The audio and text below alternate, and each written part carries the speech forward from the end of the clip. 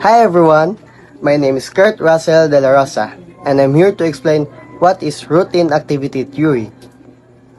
Routine activity theory, which was developed by Marcus Felson and Lawrence Cohen, explain crime in terms of crime opportunities that occur in everyday life. Routine activity theory is one of the main theories of environmental criminology. The theory states that a crime occurs when the following three elements come together in any given space and time. The first element is a motivated offender. A motivated offender is an individual with strong motivation to commit a crime.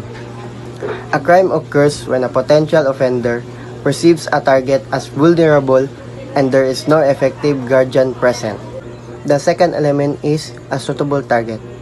A suitable target can be any kind of person or property.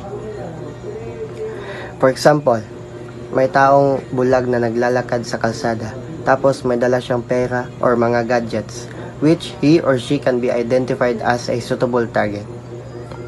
And alam naman natin na ang bulag ay hindi aware sa kanyang paligid or sa mga possible na mangyari sa kanya.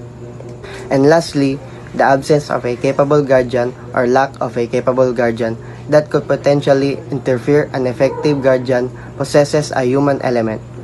Typically, this refers to an individual who, through their mere presence of a strong deterrent, could discourage potential offenders from committing a crime.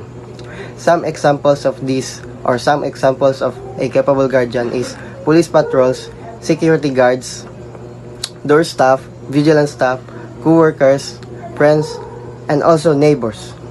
As I said earlier, a crime occurs when a potential offender perceives a target as vulnerable and there is no effective guardian present. For me, the absence of a capable guardian or lack of a capable guardian is one of the main factors where crime occur in our society.